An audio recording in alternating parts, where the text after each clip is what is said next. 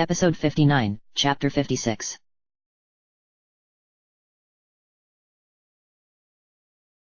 Chapter 56. Tell me, Link, Mipha asked, as she wove some of the river grasses into a kind of circlet. How have your travels with the princess been going? Link sat by the riverbank with his bare toes in the cool water. Autumn was upon them in full now. He wished they could have traveled to the mountain during the summer. It would be bitterly cold up there. He hoped that Zelda wouldn't insist on wearing that prayer dress of hers. Oh, things have gone well. Link glanced at her, smiling. We get along all right. The Zora princess looked at him, eyes narrowed slightly. There's something that you aren't telling me. He chuckled softly, shaking his head. Am I that transparent? She nodded. He supposed that he appreciated her honesty. Finally, he sighed, looking at the river water as it burbled by. He tried not to glance to the right, where a copse of trees blocked his view of the river around the bend where he knew Zelda was bathing, with Urbosa keeping watch. It was best not to think about Zelda bathing. Not after. He looked back at Mipha. We're friends, he said, simply. It was a true enough statement. Are you just friends? Link snorted softly. She's a princess. That doesn't matter. Her expression had grown oddly haughty. Why had that irritated her? And that wasn't an answer. We're friends, Mipha. I am her knight, and she is my charge. Anything beyond friendship would be inappropriate. Mipha hummed a response softly, looking back at her hands to inspect the grass circlet that she worked on. Link was surprised at its intricacy. She had even woven little river flowers into it, which formed spots of color almost like little beads. They sat in comfortable silence for a time, and Link watched as small fish swam around his feet. The sun dipped low in the distance, and a pleasant breeze blew down off the mountains. They were still at least a 4-day journey from the base of the mountain, and another day to climb it, at the minimum. They would arrive in Kakariko village tomorrow.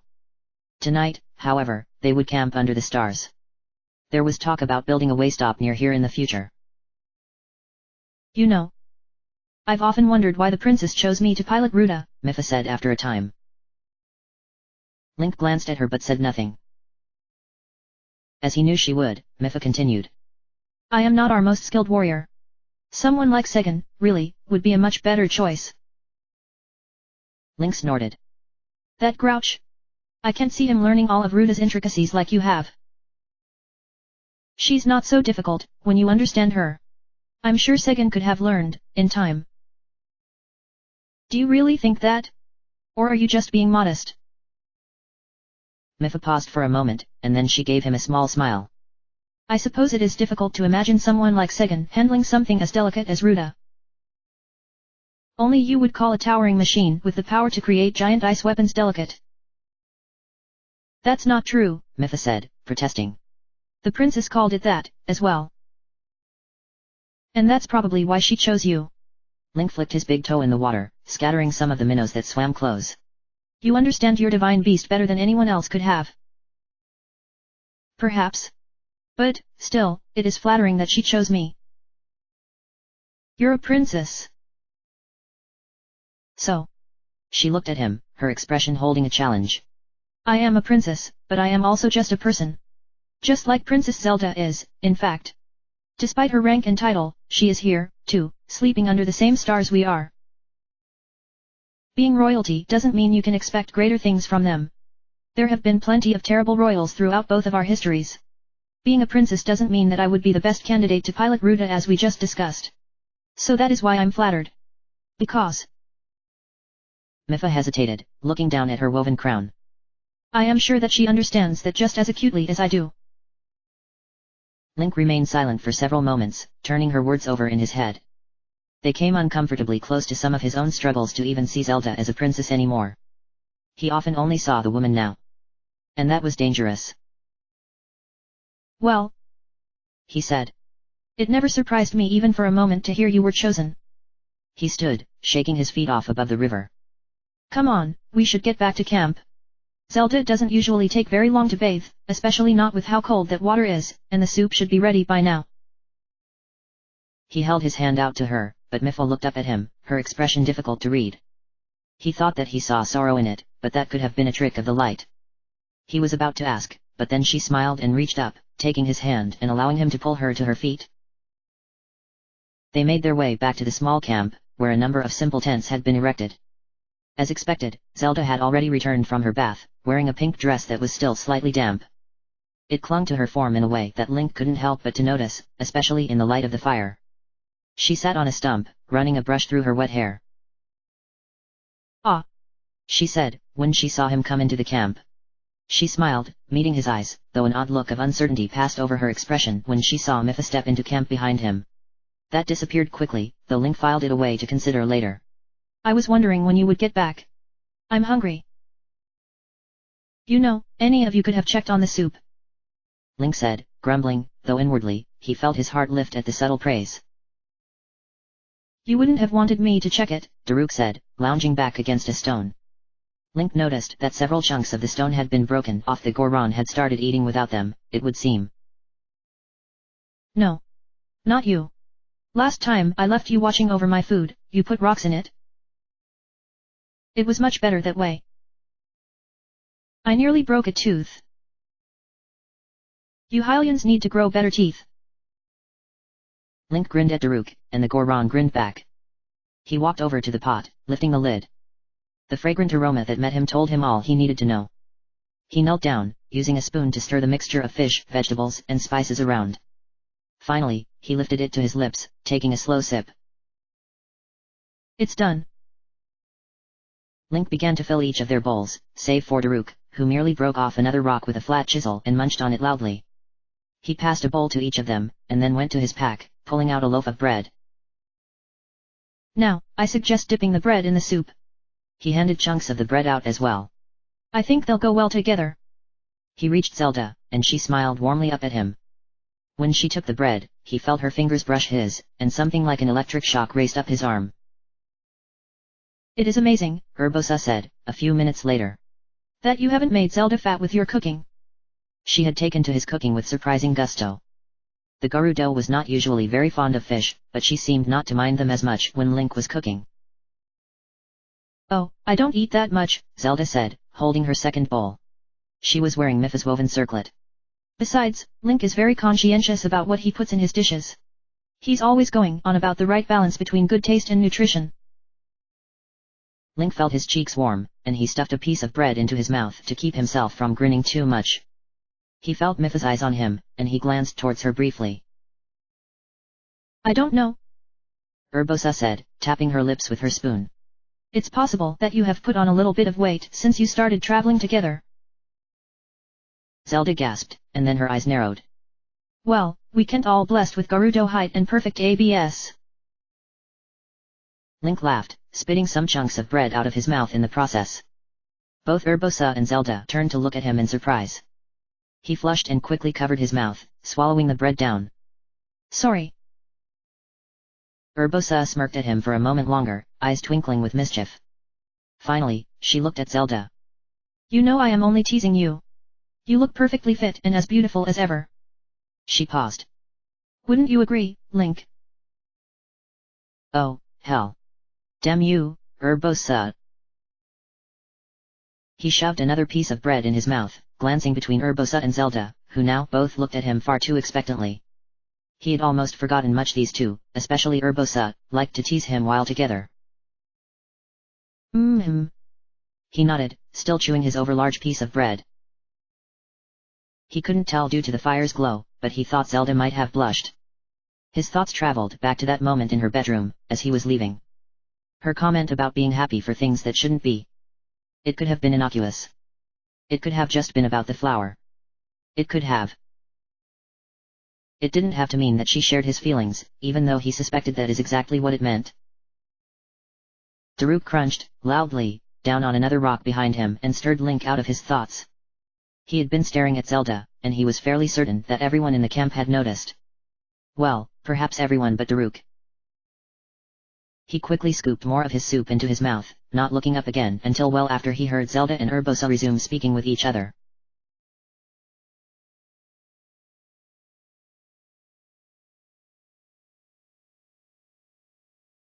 Link sat atop Spirit before an ancient stone archway nestled in the canyon made by two ranges of peaks and plateaus. Moss grew along the stone, and vines hung down like little, green ribbons. Overhead, clouds had gathered, and Link thought that it looked as though it might start to rain. Beyond the archway lay a bridge that stretched along the canyon wall. He could remember seeing this bridge in another of his memories. It took him a moment to place it, but they hadn't been far from here when the four champions had each split off to go to their respective divine beasts. It was here that Link had last seen the champions alive. His heart clenched, and he gripped Spirit's reins tightly, lowering his head and allowing his hood to cast his face in shadow. He wished that he had spent more time saying farewell to each of them. He wished that he had understood Mipha's feelings for him, and that he could have told Urbosa how much he respected her loyalty and dedication to Zelda. He wished he could have hugged Daruk and thanked him for always treating him the same, before and after he drew the Master Sword. He even wished he could have seen Rivali one last time, if only to tell him. Well, Link didn't really know what he would say to Rivali. He remained there for a long time, reliving the cherished moments he had with each of them. The countless memories that he had now of spending summers with Mipha in Zora's domain as a child and then as an adolescent. Those had stopped, eventually, as his duties under Sir Russell took priority, but he would always remember them fondly. He could also remember sparring with Daruk. The huge Goron happily fought with Link, letting him test out new moves and techniques to be used when fighting larger foes. Link knew now that many of his abilities to handle creatures like a Hinox or Lynel came from those sparring sessions. And, afterwards, they would always go rest their weary muscles in the hot springs. He remembered trading jabs with Rivali less so at the beginning, but he had been freer with his tongue near the end. He never truly understood the Rito, however, though Link thought he did now. The pride, the jealousy, was a part of who Rivali was, and that was fine. Link could still appreciate having him as an ally and, perhaps, even a companion, regardless of whether or not they could ever be friends. He remembered how Urbosa always enjoyed walking barefoot through the grass, since the grasses in the desert were often razor-sharp and the sands were either too hot or too infested with dangerous creatures. And he remembered how she would speak to Zelda, eyes so warm, expression so compassionate. Zelda was the daughter she never had, and Urbosa was fiercely loyal to her. "I miss them," he whispered. Zelda didn't respond, but that was all right. Finally, he urged Spirit forward, out onto the bridge.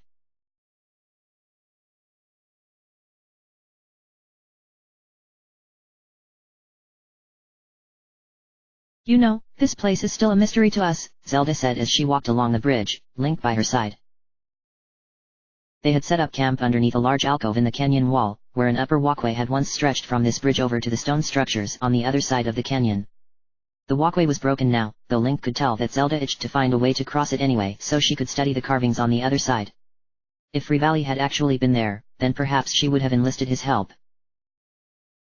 Daruk and Mipha had already gone to sleep for the night, though Link suspected Urbosa was still awake. He had heard her and Zelda talking just a short time before the princess asked him to go for a walk with her. Link was awake, because he always went to sleep after Zelda.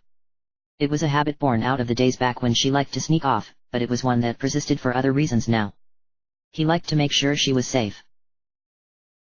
"How old is it?" Link asked, looking out. Where they were, canyon walls opened up, revealing a magnificent, if crumbling, series of structures. Huge stone pillars rose out of the water, and Link could tell that there had once been bridges connecting many of these old buildings. There was even a waterfall directly across from them, and Link saw what he thought might have been viewing platforms facing it. "We don't know." Zelda stepped back and sat down on the lip of the bridge, her back against the canyon wall. "It is thousands of years old. Likely predating the scission between the royal family and the Sheikah." She looked at him. "Before the last time Calamity Ganon rose." Her words and the tone with which she spoke sent a small shiver down Link's spine. He heard fear there. Dread. They were getting close to the mountain now. Tomorrow, they would camp at its base and say farewell to the champions. Then, together, Link and Zelda would climb to the peak alone. "Do you know why it was built?" he asked, hoping to keep her mind focused on the things that interested her. Zelda shook her head, frowning slightly. "There are theories, of course, but it is difficult to say. It wasn't built by the Zona tribe, but we don't know who built it, exactly. Likely Hylians, I suppose. Despite its proximity to the current Kakariko village, the Sheikah didn't live here before their falling out with the royal family." He walked over and sat down next to her, leaning his head back against the rock. He looked up at the stars overhead. So, nothing in that library of yours that talks about it? She inched closer to them until their arms brushed against each other. It was a chilly night, he reasoned. There are a lot of books in the library that talk about it, certainly. But none that have any definitive conclusions. Instead, the scholars mostly just bicker and argue about what it once was. Link looked down at her. And what about you? What does Zelda, the scholar, think? Her lips pulled into a smile. Well, I think this is far, far older than most scholars place it. How old do you say? I think it is from prehistorical times. Before the kingdom. There are markings.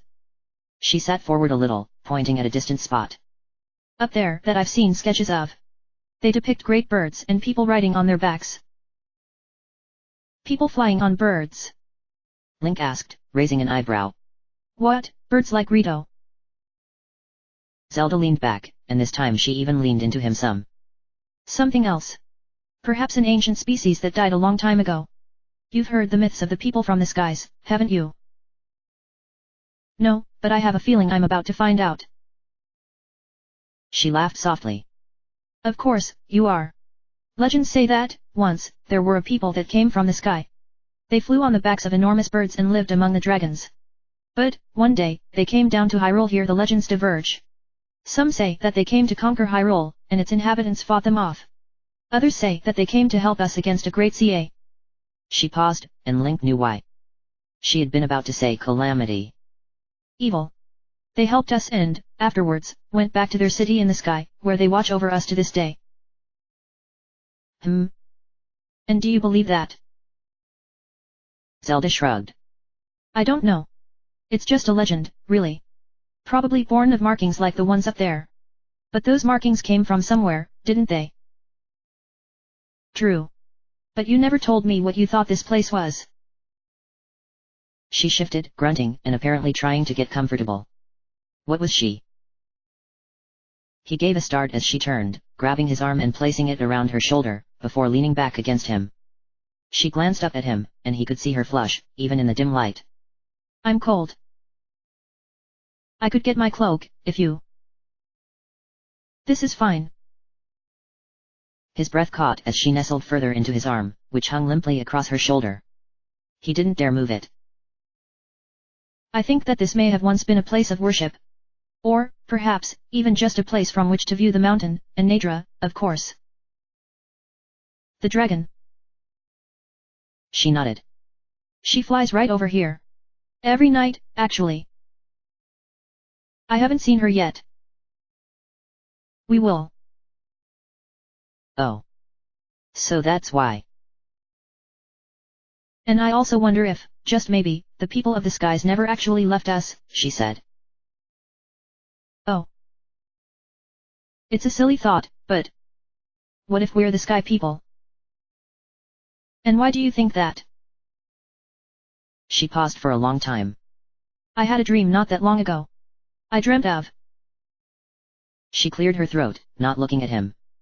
You and I riding on the back of a bird, far above the clouds. Well, my mother did always tell me that I had my head in the clouds.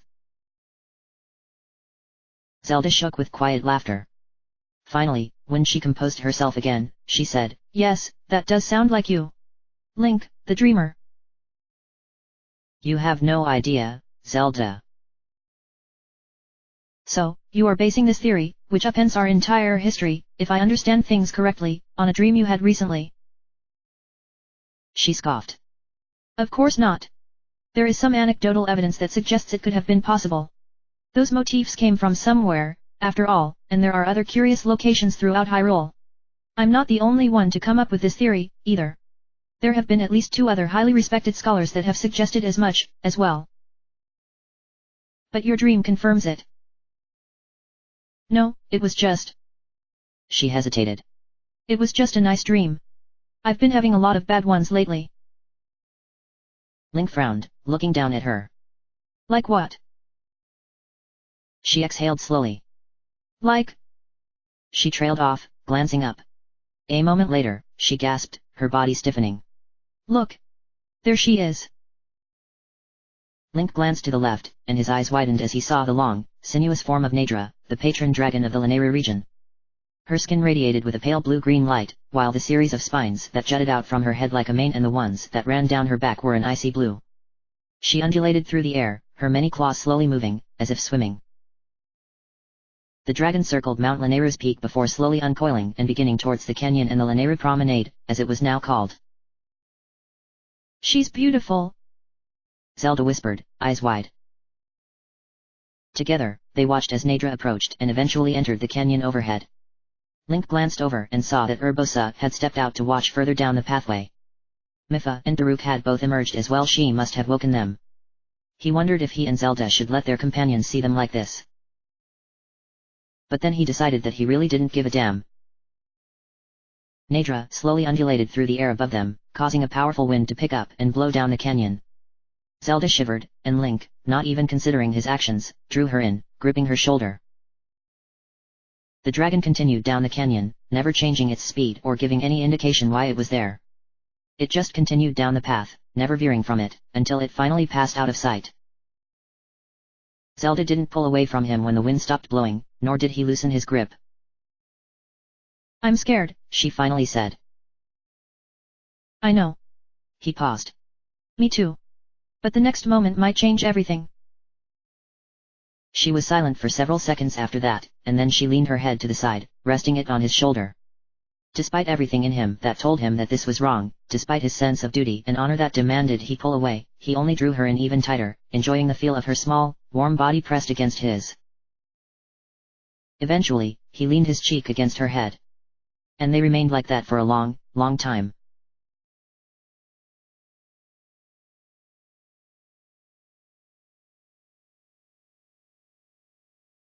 The next day, as the clouds overhead finally broke and rain began to fall, Link, now bundled in his thick Rito cloak, set back out with Spirit. He had slept in the very same alcove that the five of them had shared 100 years prior. Nadra had flown over the night prior, just like in his memories, and Link had watched her pass, remembering the feel of Zelda under his arm. He itched to feel that again. The more he saw, the more he felt the need to have her back with him. He had felt this way since the beginning, since he first heard her voice waking him from his slumber, but it only grew stronger with every passing day. Soon, he promised himself. His priorities were mixed. His journey, his whole purpose, was to save Hyrule. It was far larger than one woman. Yet when he imagined defeating Ganon, he didn't see the thousands of people that he saved or even the kingdom's rebuilding. He saw her, standing in a field of grass, smiling at him. It drove him on. He hadn't gotten Zelda to respond again to his speech. In fact, he hadn't heard her since the blood moon. He hoped that she hadn't been hurt. He could still remember the pain in her voice as she appeared to struggle in answering him. "Just 2 weeks. I know she can hold out for 2 more weeks." Spirit clip-clopped his way up the stone bridge as it began to incline again. The bridge was incredibly long, and it took several hours before they reached the end. Finally, however, they passed under an arch similar to the one on the other side, and out into a large valley nestled between Mount Lanayru and Madorna Mountain. The air was cooler here, despite the summer warmth, and the valley was overgrown with thick, verdant grass and a variety of trees, many of them bearing fruit. The rain drizzled down, dripping off the leaves in thin streams. Beyond the valley, Mount Lanayru rose, its snow-covered peak obscured by the thick clouds. He passed through the valley, passing by numerous woodland animals as he did so. Deer were plentiful here, as were rabbits, foxes, and some boars. They seemed at peace here, and his intrusion on their home didn't scatter them as much as he would have expected. The peace of the valley was almost broken when he saw Lionel in the distance. It was tall, proud, and covered in white and black fur. Link's initial instinct was to ready himself for combat. However, the Lionel made no move to attack him, and Link didn't even see any weapons on its back. It merely watched him warily. Finally, his neck prickling at the thought of turning his back on it, Link continued on. He circled back after a couple of miles to make sure the Lionel hadn't followed him, but it hadn't. It appeared to be living in peace, enjoying the fruits of the valley, and Link felt no need to disrupt that. He continued on until he reached a place at the other end of the valley, where the land began to slope up, and the grass transitioned to rock and, higher up, snow. Here, he left Spirit, patting the horse's neck and removing his saddle. He wasn't worried about Spirit's safety. The horse had plenty of food and water here, and the Lionel had been left behind hours ago. Even if the Lionel had followed, it appeared to be living at peace with the other animals. He doubted it would hurt Spirit. "I'll be back in 2 days, boy," Link said, nuzzling Spirit's face. Then he took his pack and gear, and began to make his way up the mountain, clutching the cloak tightly around him as the drizzle continued to fall.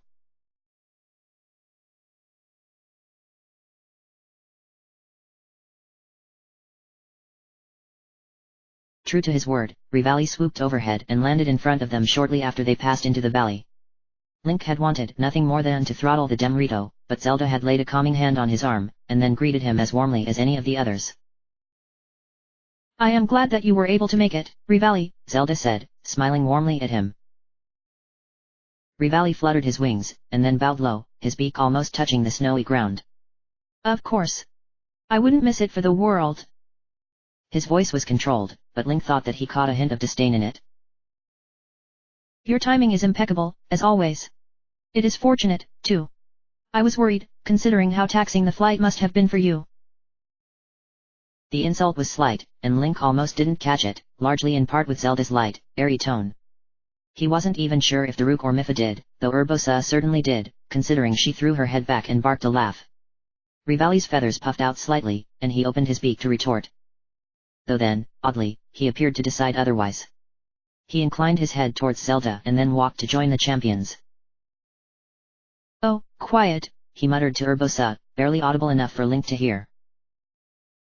"Well, that was surprising," Link said softly, leaning closer to Zelda. She smirked at him. "One picks up a few things in court politics. How to properly veil insults is one of them." She paused. "You're going to have to learn it, sometime." His heart leaped. "Why is that?" She looked at him, eyebrows raised. "What? Do you think the bearer of the Master Sword will remain a member of the lower nobility for long?" She shook her head and continued walking forward, leading Storm by his reins. "No, I expect that you, and your house, will be elevated in status when this is all over." That gave him some pause. He had considered it in the past, fantasized about it, scolded himself for it. But to hear her so casually mention it? It made his heart race. Not that it would place him and Zelda within the same standing, but he would certainly be closer. Maybe even close enough to. She looked back at him, curious. "Are you just going to stand there?" Shaking himself from his thoughts, Link pulled Epona forward until he took his place at Zelda's side. He glanced towards her. She had a small smile on her lips. Zelda had been in a surprisingly good mood today, considering their proximity to the Spring of Wisdom. He had expected today to be a day spent in quiet reflection and anxiety, but she had awoken early and greeted him with a warm smile that morning. She had been excited to see snow so early in the season, and even threw a snowball at Daruk when the big Goron wasn't looking. He began to see the anxiety settling in as they approached the base of the mountain, however. Her smiles faded, and Link saw her eyes continually flick towards the peak. "You know," he said as they neared the place they would make camp for the evening. They were riding on horseback now, their respective horses clopping along at an easy walking pace. Urbosa to Zelda's side, and both Daruk and Mipha walked. Rivali, being Rivali and therefore an ass, had announced that he was going to fly ahead and wait for them at the campsite. She looked over at him, curious. "I know what. Lord Link does have a nice ring to it." She frowned, confused by his sudden pronouncement. "What do you mean?" He shrugged. "I mean, when this is all over and my family gets elevated through the ranks of the nobility, I'll be Lord Link, rather than just Sir Link. Technically, you are already a lord in the land your family manages." Link snorted. "Somehow, I think if I tried getting old Mabel to call me Lord, she would beat me over the head with a rolling pin." Zelda smiled, eyes twinkling with renewed mischief. "And whose fault is that?" He waved his hand. "Probably my grandfather's. He was the first among us that was knighted. Anyway, what kind of title do you think would be bestowed? Baron? Earl? Surely not Duke." As he spoke, he adopted a somewhat more refined tone, mimicking her own accent. "And what would do with such a title?" He hesitated, meeting her eyes. I would probably ask you to marry me. I honestly have no idea. What do the upper nobility do when they're not trading insults at balls? I feel like I should know this, being a lord and all, but I do not. Important work, I'm sure. Then I'll be a natural. I am, after all, considered to be a very important man in some circles. In some circles. Link grinned at her. They're usually full of people who don't know me very well. Once people get to know me and see just how much of an uncultured. He paused, and Zelda looked at him expectantly. I can't think of the word. Rube. Rube. That's the word you suggest. Zelda shrugged. You do smell like horse most of the time. I do, don't I? He looked down, patting Epona on the neck. That's all right, she said, lifting her chin and causing her hair to shimmer behind her back. I've grown fond of the smell of horses. I don't mind it at all. Oh, right. Well, that's good and all. Link tried to keep himself from showing just how much he hungered for more comments like that. But I'm afraid the other nobility won't be impressed by my, smell. She looked back at him, face serene. Well, it is a good thing that I am the only one you need to impress, then. Link felt his face growing warm, and he opened his mouth to stammer out a reply, though he had no idea what to say. Zelda saved him from the necessity, however. Oh, there's Rivali. I suppose this is where we will camp for the night. She said, pointing. Thank the ancestors, Urbosa said, smirking towards Zelda. Link hadn't noticed that she had ridden closer to them. If I had to hear you two and your awkward flirting for another minute. Urbosa, Zelda hissed, eyes widening and cheeks reddening. We were not. Urbosa laughed and kicked her horse into a trot, passing by and riding to where Rivali had set himself up a small canopy and already set up a fire. Zelda drew her horse to a stop, glaring at Urbosa's back. Link stopped as well, and both Daruk and Mipha passed to his left. The Goron gave them a curious look, but Mipha walked very quickly, not looking at them for some reason. She likes to tease far too much sometimes, Zelda said, cheeks still flushed. I hadn't noticed, Link said, dryly. She looked back at him and opened her mouth, but then appeared to think better of it, closing it. He watched her struggle for a moment before taking a deep breath. Well, come on. It's gotten cold, and that fire looks inviting. Besides, I am hungry. Yes, Your Highness. She gave him a withering look and urged her horse into motion. Link did the same, and they both moved to join up with the others.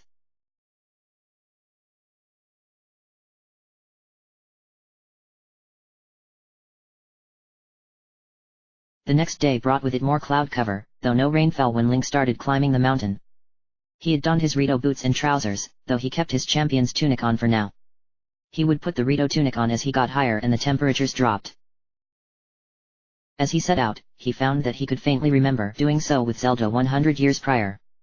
That morning had been a solemn goodbye, despite the other champions' assurances that this would surely be it. That when they saw Zelda next, they were confident that she would have her power.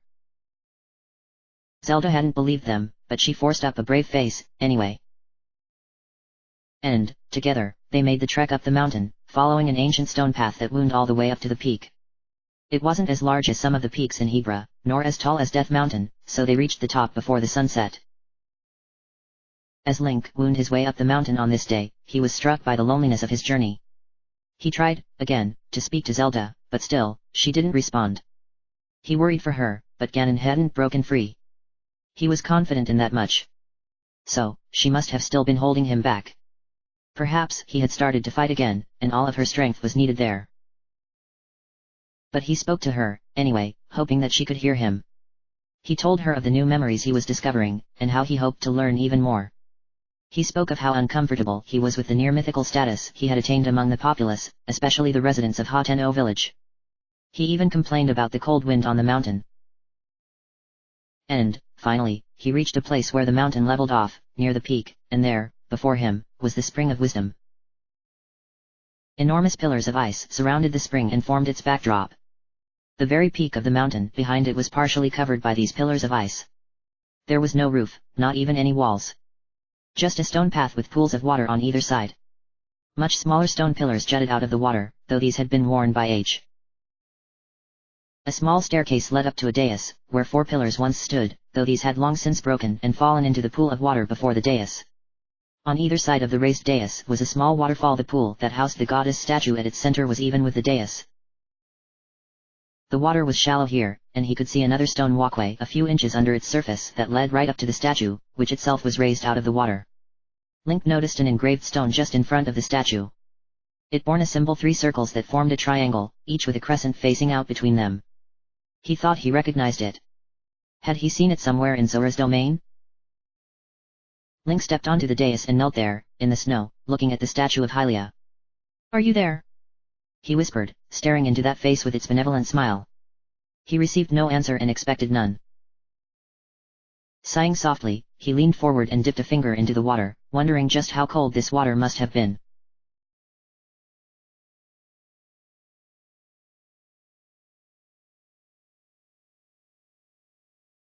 Now that they had reached the spring, Link found that he wished they could have taken a little bit more time. Climbed a little more slowly. He should have distracted her. Derailed her, somehow. Another minute, another hour, another day, another lifetime. But he hadn't. He stood beside Zelda as she looked down the brick path, mostly covered by thick snow, and looked at her face, trying to judge the emotions she felt. She had fallen almost completely silent as they neared the top. Her face was pale, save for her cheeks, which were red from the cold. She wore thick Rito clothing, but he knew what was in her meager pack. She had already informed him that she would be putting her prayer dress on, despite his protests. He hoped she would keep on a thick underlayer, at least, though he wasn't really sure how he could enforce that. Their relationship had taken a turn over the last few days, but it hadn't progressed that much. After several moments of watching her, he reached out and gripped her hand tightly in his own. She started and looked at him. He smiled at her. "I'll be here with you. You aren't alone." He watched as a range of emotions passed over her face, each almost too fast to tell. Finally, she gave him a feeble smile, nodding. "Thank you." He squeezed her hand once again and then released it. "Why don't I get us a fire started?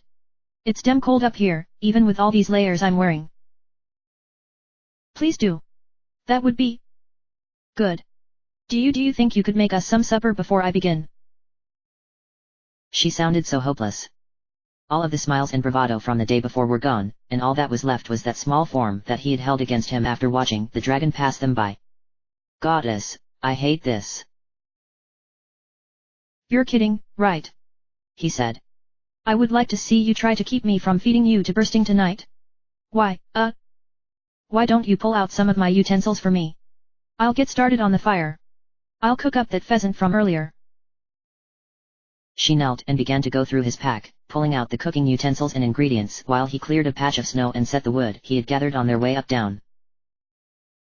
They worked in silence for a long time. More so than ever before, Link found that he didn't know what to say. Zelda looked as though she were preparing to face the headsman. This felt too much like a last meal. He couldn't come up with any clever tricks this time. No last-minute diversions. So, he worked, and she worked, and together, they made the small camp where they would spend the night. There was only a single tent, but it would be large enough to hold them both. It sent his heart fluttering to think about it, but with temperatures as low as they would be this night, sleeping near each other was important for heat conservation. Finally, when the fire crackled and melted the snow around it in a wet patch that soon dried, and the pan atop it sizzled with the fragrant smells of cooking pheasant, Zelda seemed to brighten some. She sat down before the fire and pulled off her gloves, warming her hands. "Feel my hands," she said, reaching over and placing the back of her palm on Link's cheek. He hissed and shied away. "Freezard hands. What are those gloves made of, paper?" "My hands felt quite warm for most of the day. What about you? Are you staying warm?" "I stopped feeling my extremities hours ago. I'm feeling great." "I told you that you should have bought warmer clothing from that Rito merchant in town," she said, voice lifting in the hint of a lilt. He snorted, reaching out with one of his utensils and turning some pieces of pheasant over. He had rubbed a variety of spices into the meat. Another pot held boiling water and rice. "I'm fine. Hylian-made cloaks are perfectly warm enough. How many layers do you have on right now? I don't really see how that is relevant to this discussion. What is important is that each and every one of them was made by Hylian hands. Zelda laughed, and Link's heart lifted. Do you really love Hylian clothing that much, or is this just because you wouldn't be caught dead wearing anything Rito when Rivali is around? A little bit of both. Mostly the latter. You two are incorrigible. No, he is incorrigible. I'm a rube, remember? She released a happy sigh and then scooted her way around the fire so that she sat next to him. She looked up at him. You're not a rube. I think that you have more kindness and honor than any 10 men in my father's court. Link opened his mouth to say something witty, but he suddenly found that no words came to his lips. You are far more patient than anyone I know, you're always looking for ways to help people, to help me, and you bring hope to everyone you meet. Zelda looked down at her hands. You are the very embodiment of the spirit of the hero, in every way. Far better than I ever expected. And you deserve to have a much more capable princess by your side. Link reached out, taking her hands in his own, drawing them close. Hey! Don't say that! That isn't true at all. She looked at him, eyes searching. Link, if Ganon comes back, I want there's nothing I can. Your powers will awaken, Zelda. I know they will. I believe in you. And, until they do, I'm going to be right here. And if they don't, then I guess you're going to be stuck with me for a long time. She bit her lip, looking as though there were 100 other things that she wanted to say. He didn't release her hands at first. Words spun through his own head. Things that he could say. Things that he should say. Things he should do. But, finally, he let go of her, and her hands returned to her lap. They ate their supper quietly. Link tried to spark up conversation again several times, but nothing seemed to work anymore. Zelda had drawn into herself, and he could see the conflict in her emotions plainly visible in her expression. After the meal was over, she finally rose, passing into their shared tent to change into her prayer dress. While she did that, Link began to add logs to the fire, building it up. Within a few minutes, it had grown in size, and burned hot enough that it was uncomfortable to sit close. He still doubted it would be enough to combat the icy chill of the spring. Zelda emerged from the tent, her hair down, the dress reaching down to her calves. Her shoulders and arms were still bare, and with a start, Link saw that she wore her sandals. It didn't appear that she had even kept any layers on under the dress. Zelda, you need to put some more clothes on under that. You're going to freeze. She hesitated, looking at the frigid pool, and then shook her head. This spring was set on the mountain for a reason. Maybe it's part of the trial. Link stood, shaking his head. No. I'm not going to let you give yourself frostbite just for. I will do whatever I need to do. Zelda snapped. His mouth closed, cheeks reddening. She sighed, reaching up and rubbing her forehead. I'm sorry, I will be careful, Link. I intend to begin my prayers on the dais. Hopefully, I will not even need to step into the pool. He remained silent for a time and then nodded. But if you start feeling too cold, if your fingers or toes start to tingle or burn, you need to get close to the fire. He paused. And if I see any signs of frostbite or worse, I'll throw you over my shoulder and force you to get warm. She smiled faintly. That is hardly appropriate treatment for a princess. When it comes to keeping you safe, propriety can rot. Zelda's eyes lingered on his for a few seconds before she exhaled slowly and stepped forward, brushing past him. You'll stay close, won't you? I'll be right behind you. She nodded and stepped up onto the snowy dais, her sandaled feet sinking down into the inch or so of snow that was on it.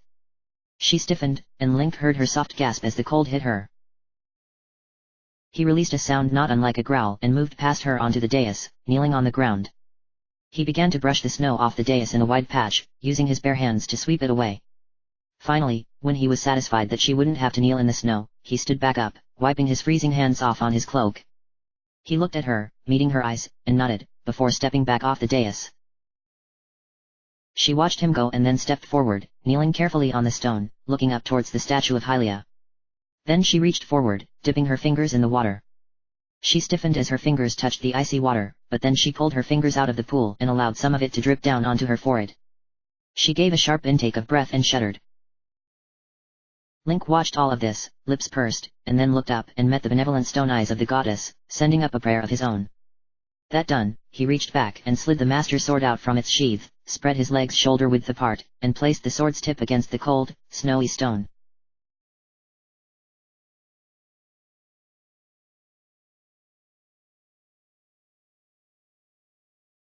What was missing?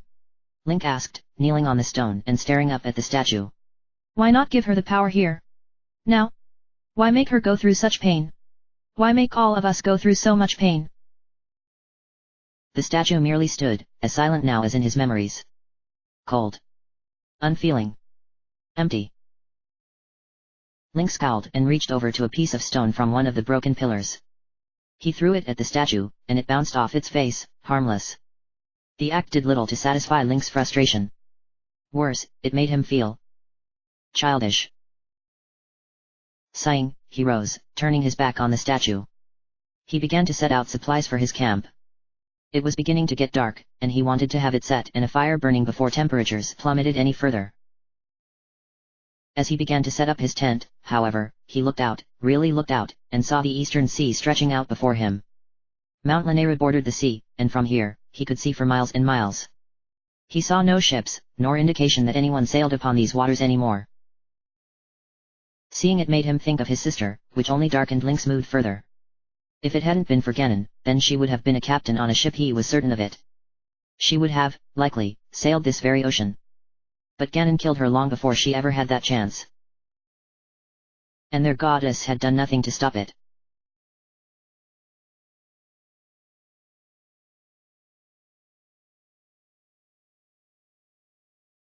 Link watched her as she prayed. She had, like the other times, been at it for hours, offering her desperate supplication to Hylia for her blessing. She had, in his estimation, tried everything she could. She knelt on the stone. She lay prostrate. She stood in the frigid pool, and she knelt in it, too. He had been forced to demand she stop to warm herself by the fire repeatedly, a process he hated doing. She looked so dejected every time she finally succumbed to his insistence, as if she had failed a grand test. Well, if that was Hylia's idea of a test, then she could rot with Ganon, for all he cared. Now, however, Zelda simply stood on the stone dais. Snow gathered around her feet, flaking her hair and dress. He could see ice forming at the hem of her dress again. It hadn't fully dried the last time he forced her to sit by the fire. He couldn't tell if she were still shivering or not. Another minute, and he would be forced to drag her away again to get warm. He only caught the occasional word. Her voice had grown hoarse, and she spoke much softer now than she had earlier in the night. Why? Why won't you answer her? Link silently demanded, staring at the statue. She has done everything you could have ever required of her. She's shown you devotion, discipline, compassion, patience. She's undergone trial after trial, never wavering in her faith. Don't you see how much she needs this? He felt the comfortable weight of the master sword on his back, and his expression darkened. Why choose me? Why would I be able to draw the master sword if you weren't going to give her the power? He closed his eyes tightly, trying to suppress the anger he felt. It wasn't the time. She needed his support now, not his indignation. He heard a shuffle of fabric, followed by a soft thud. He reopened his eyes quickly, worried that she had collapsed, but no. Zelda knelt on the stone, head bowed, her shoulders trembling. Please. Don't send me away empty-handed again, she whispered, hands clenched into fists at her sides. What more can I do? I've traveled to every corner of Hyrule. I've given up everything for you. What else do you expect from me? Oh, Zelda. Is that what you want? She asked, voice growing stronger. Am I to cease being myself? I already sacrificed my childhood. My passions. Will you demand that which I love, as well? I don't. The mountain began to rumble, and Zelda gasped. Link immediately rushed forward, crouching near her and looking about warily. The silence of the night was rent by a devastatingly loud roar. He grabbed her by the arms and pulled her to her feet, pushing her behind him as he looked around for the source of the terrible noise. And then, from Mount Lanayru's ice-covered peak, Nadra burst free, flying straight into the air. Zelda released a soft cry of surprise behind Link, and he tensed, watching the dragon free herself of the mountain. She flew up until her tail finally cleared the mountain's peak, and then she began to lazily circle around above them. Is it safe? He asked over his shoulder. I don't know. Back to the tent. Neither of them moved, however, both transfixed by the colorful dragon that flew overhead. Nadra slowly began to descend until she began to round the peak itself, barely a stone's throw above them. The wind picked up, and Link winced. It bit at him, even through all of his layers. It must have been excruciating for Zelda. The dragon did not attack them, however, nor make any sign of even noticing them. The dragon released one more roar. It didn't sound angry to him. It felt more like a statement. She lorded over this mountain. And then she uncoiled and flew off in the direction of the Lanayru promenade, just like she did every other night. Everything fell silent around them again, except for the crackle of the fire, and Zelda's soft cries. He turned quickly to find Zelda crouched on the ground, arms wrapped around her knees, her body racked by hoarse sobs. Oh, Zelda. He knelt beside her, placing a hand on her shoulder. After a moment, he leaned closer and wrapped his arms around her huddled form. She remained huddled for several seconds before, finally, leaning into him, pressing her face to his chest. Her sobs came harder and more violent now, and he held her as tightly as he dared. She felt too cold. The dress was damp from the snow, and the skin on her shoulders and arms was frigid. He should have insisted more firmly that she wear something else, or at least put clothes on under the dress. This whole ordeal had been madness. Near suicide. His expression hardening, he shifted and, with little effort, lifted her up into his arms, cradling her tightly against his chest. She gasped, looking alarmed as she gazed up at him, cheeks stained by tears, as he marched off of the dais, down the stairs, and to the fire. He gently set her down on a patch of dry ground and then walked over, pulling out the heavy Rito cloak that she had brought. He sat beside her and put the cloak around the both of them while also wrapping his arm around her and drawing her tightly against him. Link, He shook his head. You're going to catch hypothermia if you keep this up any longer. Zelda remained silent for nearly a minute before, finally, her expression broke again, and her body began to shake with renewed sobs. She turned into him, and he encircled her in both the cloak and his arms, drawing her onto his lap. Shh! He whispered, gently stroking her hair. It's all right. It's going to be all right. No, she said in a choked cry. It's not. I've done everything I can. What else can I do? I've done everything that I or the priests can think, and still, she finds me unworthy. I prayed for 6 hours, and I didn't. Her breath hitched, and she closed her eyes tightly, clinging closer to him. I didn't feel anything. I know. He honestly didn't know what else to say. So, he just tightened his grip on her and pressed his lips to her hair. And I am afraid that something terrible is going to happen soon, she said, her voice muffled by his tunic. I keep having these dreams, and I have this sense of foreboding and Link, if we're unable to seal Ganon when he rises again. We'll find a way. He pulled his face back to look down at her. We'll find a way, Zelda. Everyone will die, and it will be my fault. Because I can't. She choked on another sob and clenched his tunic, body shaking violently. That won't happen. And then, even if we do somehow manage to win, you'll almost surely be given a new title and lands.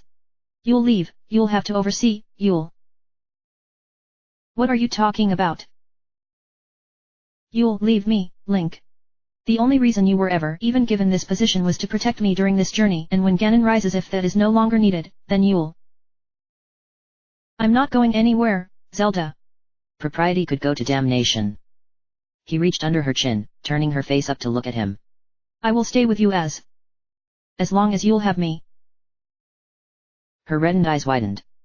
That isn't fair to you, Link. You deserve to have your own life. I know this is never what you wanted. You deserve to be able to roam free, to enjoy the wild, to sleep under the stars. You deserve the life that you love. This is the life that I love, he said, his voice lowering to barely more than a whisper. His hand shifted so that it cupped her cheek, still wet with tears. This is exactly where I want to be. Her lip quivered, and her eyes darted between each of his. Zelda, you are everything that you are supposed to be. His lips moved of their own accord, forming the words that he spoke. He didn't try silence them. Not anymore. It isn't your devotion that I value most. It isn't your dedication. Your patience. It isn't your strict adherence to prayers. It's your intellect. Your wit. Your curiosity. I can look at a tree and just see a tree. You look at that same tree and you see a history. You see so much deeper than anyone else. You're always solving a puzzle or coming up with a new theory. And even though I can never keep up, I don't want you to ever stop that. That's who you are, and it's all you should be. Anyone who doesn't see that is a fool. He didn't care that her father was among that number. And if Hylia doesn't see that, then she's the biggest fool of them all. Link. Zelda, a world where you have to give up being who you are is not a world worth saving. Her breath caught, and she shifted, sitting up. She was still in his lap, and now her face was level with his. His hand still cupped her cheek. He should have moved it. He didn't. Instead, he gently stroked a tear away with his thumb. Not so long ago, you asked me what I thought of you, he said, staring into her eyes. They were so green. He could get lost in those eyes. He already had. At the time, I didn't know what to think. You were so different than anyone I'd ever met before. But I knew that I wanted to know more. Link. She leaned ever so slightly into his hand. She was so close now. He could feel her breath on his face. On his lips. He could feel the warmth of her body, pressed against his. He felt a source of heat rising from deep within him. Do you know what I would say now? He whispered. He knew this was wrong. 1,000 warnings flashed through his mind. Propriety. Duty. None of it mattered anymore. I would say that I think I love you. Her eyes widened. He wasn't sure who moved first. Maybe he did, but he thought it might have been her. Either way, their lips met. Hesitantly, at first, but then more forcefully. His hand left her cheek, and he wrapped his arms around her, drawing her in closer, kissing her, this woman that he had come to love so deeply. And she kissed him. She kissed him desperately and with a passion that he hadn't expected from someone raised as she was. Not that he was any more experienced in these matters. And, for a brief, shining moment, everything was right. But then it was over. Zelda pulled back, shaking her head, her eyes tightly closed. She took a deep breath, the same breath she took before speaking something that she dreaded. His heart began to sink. I can't. Zel. No, we can't. She leaned forward, pressing her forehead to his shoulder, shaking. She gripped his tunic tightly, as if afraid to let go. And with a horrible sinking feeling, Link feared that he had been mistaken. Duty and propriety reasserted themselves. He feared that he had taken advantage of her in this moment of weakness, and now he had ruined everything. I'm sorry. If I misjudged. No. Zelda lifted her head quickly. She stared into his eyes, fresh tears forming in her own. She glanced to the side, looking at the statue of Hylia, dark and shadowy in the night. Finally, she released his tunic. I'm sorry. He didn't make any attempt to keep her with him as she rose from his lap, no longer looking at him. She turned and made her way to the tent, entering it, and closing the flap behind her.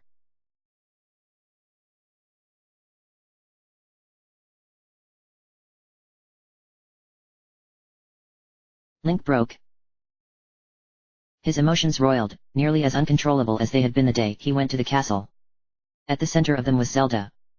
Her refusal felt as though he had been run through. He physically heard from it. But he wasn't sitting mutely by the fire while Zelda wept quietly in their tent any longer. He could see better now than he had seen on that day. He understood more. He hadn't misjudged her feelings for him. He hadn't misunderstood. She had been as desperate that day as he had been.